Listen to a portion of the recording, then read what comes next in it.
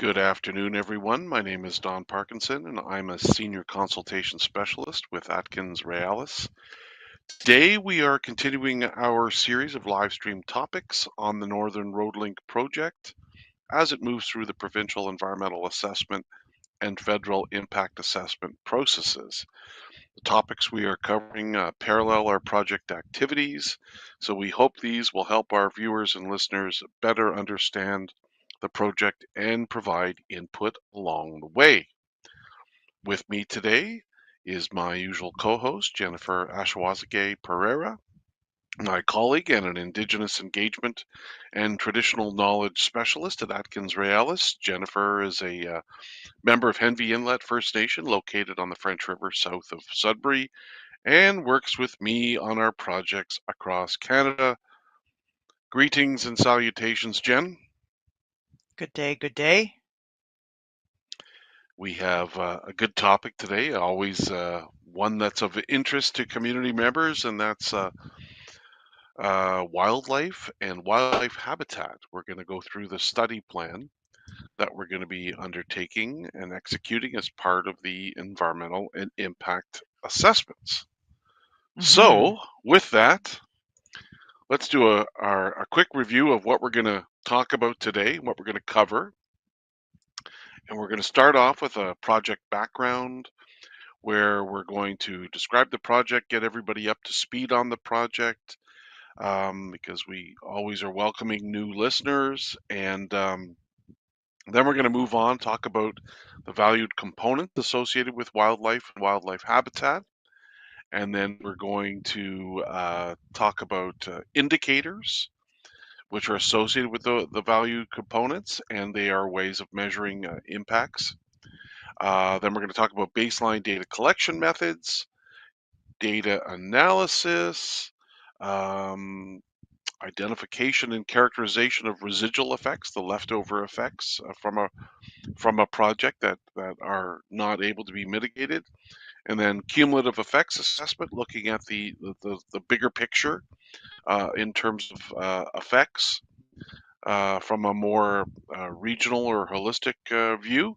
And then we're going to wrap up by talking about follow-up and monitoring programs, and then commitments associated with the environmental assessment and impact assessment.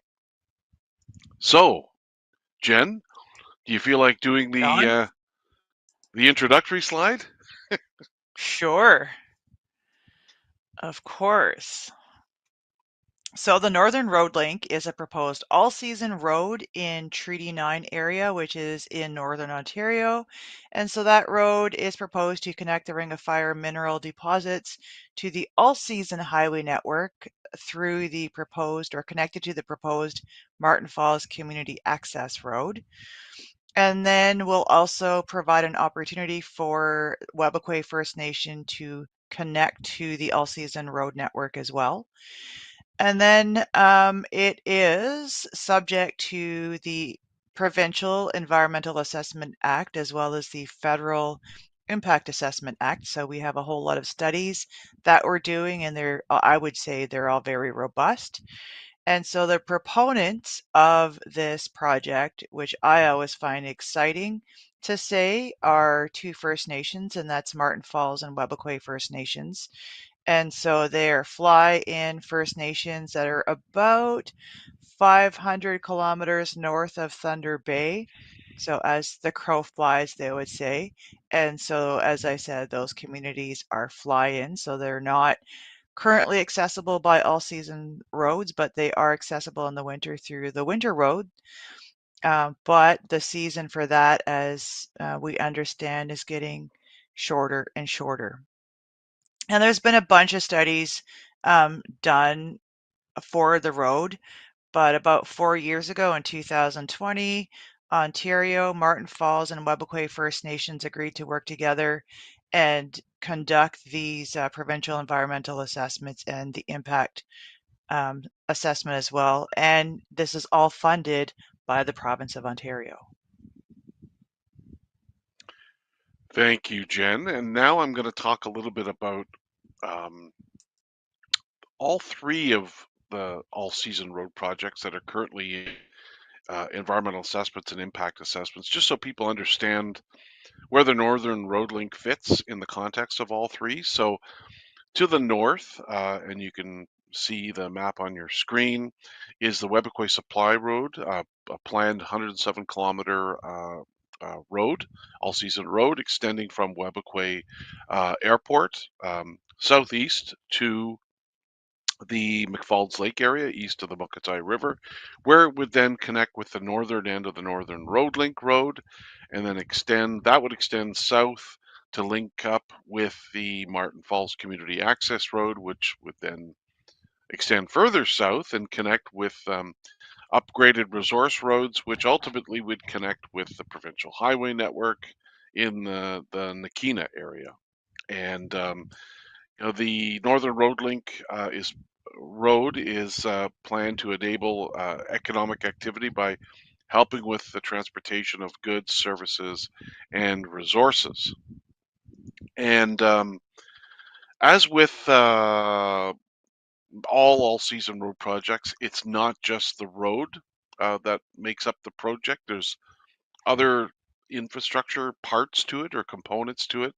The road itself would be an all-season road, ranging in length between 117 and 164 kilometers. And the reason why I'm giving a range is because the preferred corridor has not been completely finalized yet. There are various alternatives for different segments of the road. So once these are evaluated in detail, a preferred corridor will be identified and we'll have a sort of a definite length for the road. The right of way for the road would be 100 meters. There would be a number of water crossings, of course, given the area that the territory the road would be sitting on. Um, these would use culverts and bridges, mainly culverts. The biggest bridge crossing is that of the Attawapiskat River, which is over 200 meters. And there is both temporary and permanent, what you call ancillary infrastructure, additional infrastructure, including storage and laydown areas, which would be temporary during construction for the storage and laydown of equipment and materials, maintenance facilities and yards, uh, which would be permanent because they're associated with the operations and maintenance of the road, access roads, which are roads to get to facilities such as pits and quarries where the construction material would come from and the material that would be used to maintain the road. And then, of course, associated with the access roads would be bridges or culverts as well too, wherever the access roads have to cross water courses. We have the pits and quarries, the aggregate sites that I was talking about before. Some of those would be permanent, some of them would be temporary. And then we have construction camps, which are there to house the construction workers during the course of construction, and these are typically located at different locations along the road. So let's move to the alternative corridors. I talked a little bit about this before, but I'll Mm-hmm. explain this a little bit further. You can see on the map, right, Jen? There's different areas. There's in certain areas there's different alternatives or paths for the road corridor to go. Yeah, Like different you see on the segments, map. different colors. Mm-hmm. Yeah, different colors. That's right. Like you see C1, C2, C3. And so right now they're doing like an analysis of all these different corridors, and we've met with community members to talk about their preferences or any concerns or constraints, things that might get in the way or complicate certain routes.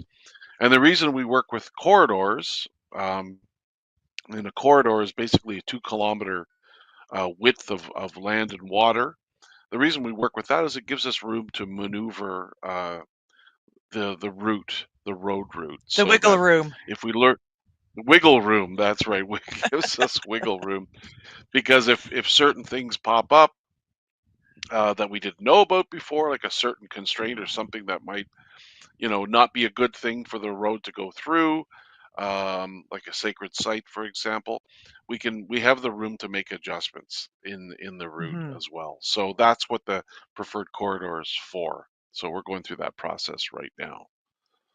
So Jen, next we're going to talk about uh, today's core topic, which is the wildlife and wildlife habitat study plan. And we know community members are always concerned about any impacts on their wildlife, the wildlife in their territory and their habitat.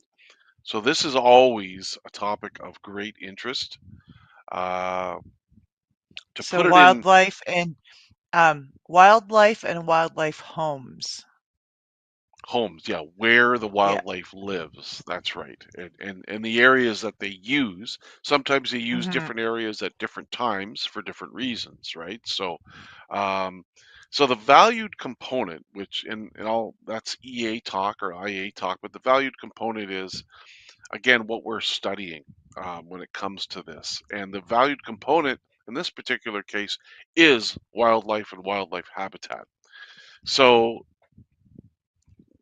that's what we're studying and what we're using to assess potential effects of the project on wildlife and wildlife habitat are what you call guilds, which are groups of different types of animals, I guess is the best way to describe it. Hmm. An example would be amphibians. Another example would be bats. There's lots of different And species of bats. What's that, Jen? amphibians are like frogs. I don't know if they have salamanders up there. Yeah, they would be in there. Yeah, for sure, that would be in Okay. there. But you're right. So those are guilds, right? They're groups of species that are Hmm. related in some way. And then there's actual species. So things like moose and black bear, gray wolf, American marten, beaver. Um, one thing to note is that the list that we just read off to you doesn't include species at risk, which are so that would include things like woodland caribou, like boreal, the population that lives in the boreal forest and wolverine. But those are covered already as part of the EA and IA in the species at risk study plan. And then Hmm. other species like river otter and fisher and muskrat and rabbits, um, we deal with those based on incidental observations when we're focusing on other species. We're always noting um, any observations of those animals as part of our work. So that's how they're covered off. Uh, Now let's talk a little bit about the indicators. So there's Okay. different indicators, and sorry about that. Jeez. I There's different indicators. There's wildlife and wildlife habitat. So for valued components, the valued component is wildlife and wildlife habitat. There's different indicators. There's abundance and distribution, and what that refers to is any changes to the abundance and distribution of wildlife species. So again, what we're looking for is potential effects of the project. So the indicator or the way of identifying potential effects could be abundance and distribution of a species, right? Then there's habitat availability. Uh, so that refers to both quantity of habitat and quality of habitat. So remember, when we're talking about habitat, it's where these animals live, right? So that Okay, their home. so we'd be checking the overall health of the animals as well as their homes. Yeah, that's part of it. Kind of We it, also look yeah. at the project and we look at the footprint of the project and we say, okay, if you're going to build it here, then if you're going to build it here, then what effects would that have? Like what habitat would be lost, right? Because Mm-hmm. the project has a footprint, right? Whether it's the gravel pits, the quarries, the uh, the actual road itself, any other facilities. And so we look at what's underneath that, where we're building, what habitat would be lost, even temporarily, but maybe permanently from the project, right? And so we look at impacts on quantity of habitat, quality of habitat. So uh, having the road or having the project in place, could that affect the quality of the habitat? And therefore, maybe could that affect um, and could that affect whether animals will continue to use that area, for example? Mm-hmm. Then we have species richness. So when we talk about species richness, we're talking about diversity of species, right? Number of different species in a particular area. So that's another measure of impact, another indicator. We have got other indicators like species habitat specificity. Uh, so which would be, there's certain very specific types of habitat that are for different times in maybe a particular animal's life. So, for example, moose nursery areas, right? Mm-hmm. Or areas where they give birth and where they take care of their young. These are very specific habitat types. So we look for impacts on these important areas because they're specific habitats for certain life stages, right? So if you take them away, then there aren't areas, there may not be as many or areas where those animals could go to give birth to their young and take care of their young, right? So that's another potential indicator. There's predation and habitat usage. Um, so we're looking at that. The funny thing is that also could involve human predation, as you can imagine, because with a road, there's increased accessibility if there's no controls on the road. And if it's more accessible, if the road makes certain areas more accessible, then the human predators could reduce populations of different animals, right, Jen? Like moose or Mm-hmm. caribou or whatever, right? So That's it. that's another form of indicator, right? Another potential indicator. So that's indicators. Now let's move to desktop data collection and where that fits into the whole thing. And so when we're looking at base data collection, a lot of it focuses on habitat, trying to identify the different classes there are. So we look at the project area and we look at satellite imagery, we look at aerial photos in detail. We look at any other information that might be available to us. And then we start going through, and these are the people that do this are specialists in this. They start drawing lines on maps to classify different habitat areas. And the reason they do this is because you can't identify potential impacts unless you know what you've got, right? So you Mm-hmm. go through this process of identifying and classifying habitat or home for wildlife, and and you do that in detail, and you check it in the field as well too. You send teams into the field to confirm and adjust the boundaries. But it's really important to know that because then you can identify uh, potential impacts. So that's what's done from the desktop, and then at the field level, there's verifying, as I mentioned before, what was on the desktop, what you found on the desktop. But the field level, when it comes to wildlife and wildlife habitat, I've only dedicated really one slide to this, but it's a whole other set of topics. We could talk for a Mm-hmm. year, Jen, on some of these, field programs, right? So I've listed some bullet points here, but there's actually a lot more to it. So there's bird and amphibian surveys, acoustic surveys, where we basically install listening devices in the forest in different locations, according to whatever protocol that we follow. That's sort of laid out by the scientists, and then we Mhm. record information on like bird calls and sounds of amphibians, because we can't be there all the time, right? Our field teams can't be sitting in the forest for day and night, for 3 months. So what we do is we set these up, and then we go through the recordings, and we can identify what was there and when it was there, and get a better understanding of what goes on.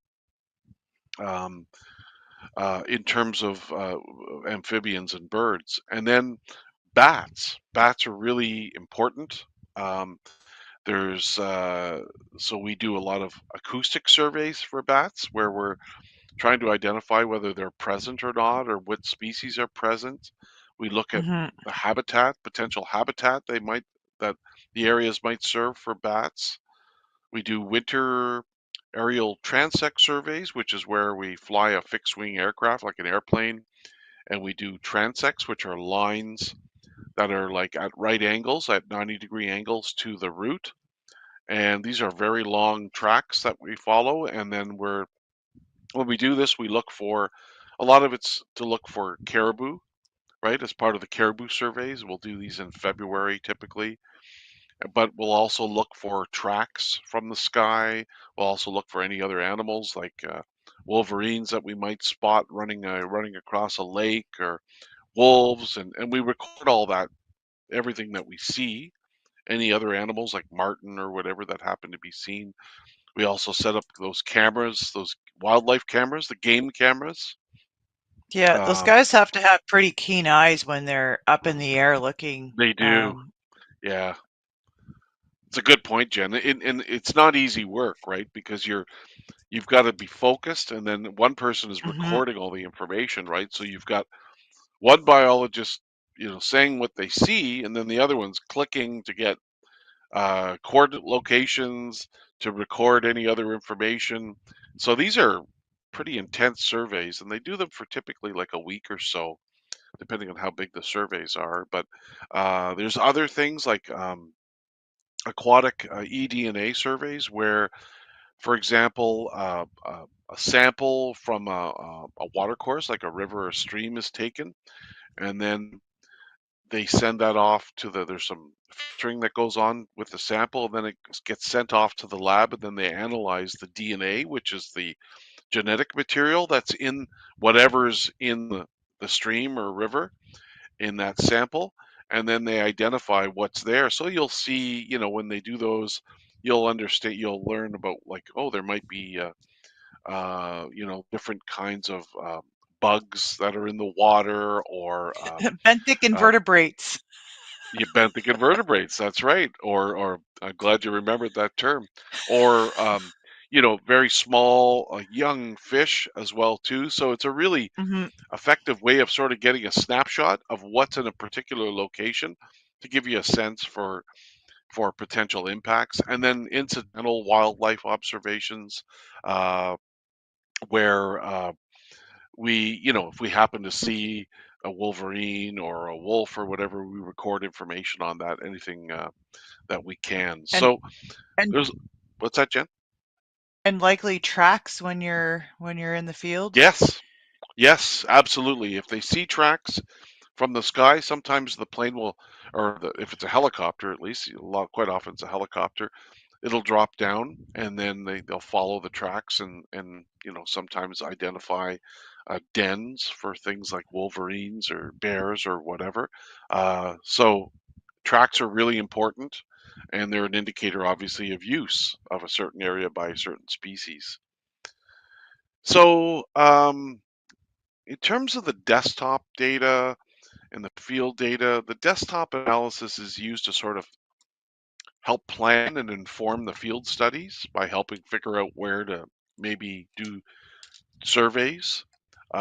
We look at government databases. We use all that desktop information to basically set the stage, so that when we go in the field, we're going to the right places to collect information, so that we can paint that picture and get an idea of species abundance, like how many of a different species are there, the distribution, right, where those species might be, the biodiversity, right, how many different species are occupying or using an area, and then the habitats.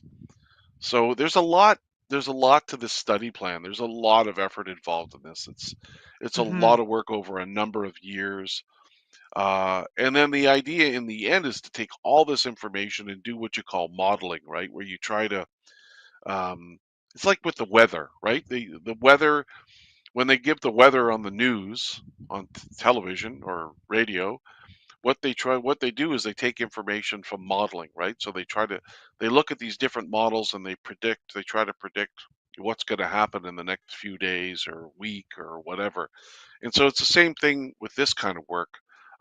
We take the observational work, the work that the team does in the field where they see different things. We combine that with the desktop work, and then we try to develop like a way of predicting and identifying where we think certain, there's a lot of a certain species, or these species use these particular areas. We try to get a pretty good handle on what's out there, because if you can do that, you can establish a good baseline.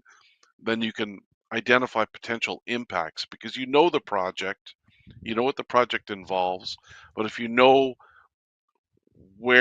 what's already there, what's there right now, and the way it is now, you can predict what effects there might be. So that's pretty sophisticated stuff that occurs typically at the end, towards the end of an environmental assessment, but it's really critical. Then we have the identification of what you call residual effects.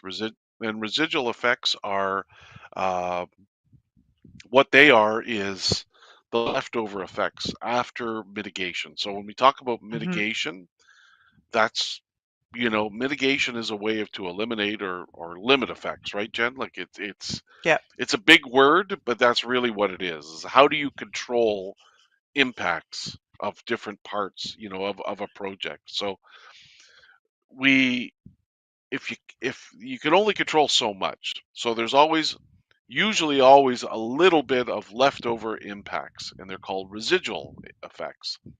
And then we can characterize, so we can describe these residual effects in different ways by direction. Is it positive, negative, or neutral?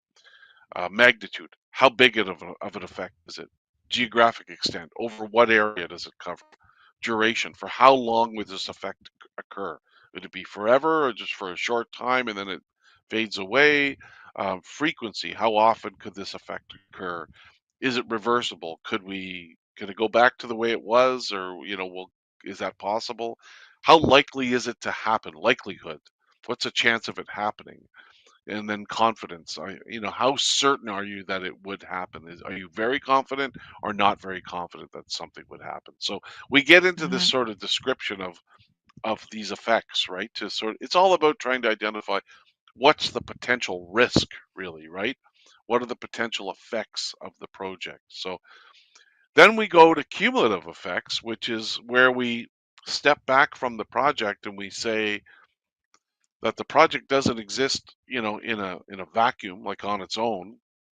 Um, it it uh, it it sits in an area with other projects that have occurred in the past, or that are occurring now, or that could occur in the future. So it's kind of like looking at the context of a project. So in that case, what we do is we look at the residual or leftover effects of other projects, combine them with ours, and then we look at that and we say, okay, what can we do to mitigate these cumulative effects? What can we do to reduce or eliminate these overall effects from all these projects together in the same general region? So that's what we mean by cumulative effects assessment. And then finally, Jen, the big one, and this is the one that will involve community members to a great degree, and that's Okay. the follow-up and monitoring programs. So, you've identified potential effects. The experts have looked at this and said, okay, there might be potential effects on this or on that, but you need to have a way of just sort of verifying how accurate those predictions are. So you do these follow-up programs or environmental monitoring programs, and a lot of these will involve community members in the future doing that work. Um, Mm-hmm. to and to just to make sure that everything's going as expected and there's no surprises. And if there are surprises, then something has to be done to figure out how to mitigate those unforeseen effects of the project. Right. And then the need for a follow-up program depends on the results of the assessment and talking with community members, provincial and federal regulators, basically. And then the environmental assessment report or the impact statement. So the basically the report that's done from the environmental assessment or impact assessment um, also includes a list of commitments, promises made by the proponents, in this case, Martin Falls and Webequie. So the promises or commitments that they made and how they'll be addressed. So again, there's oversight. There's a way of checking to make sure those commitments are being followed through on. So that's the wildlife and wildlife habitat study plan, Jen. That's in a nutshell, a Take big nutshell. take a Oh, deep breath. yeah, there's a lot to it. There's a lot to it. Yes. It's a lot to talk about in a short period of time because it involves a lot of information.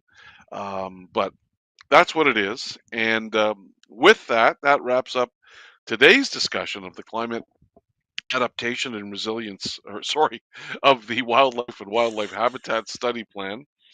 We hope it was helpful and encourages you to join us again next week when we discuss the birds and bird habitat study plan. Don't forget to keep in touch with our project team members via the contact information available on our website, northernroadlink.ca. Miigwech, and make sure to look out for project updates on social media and our website. Miigwech, and Mm-hmm. see you soon. Bamapi.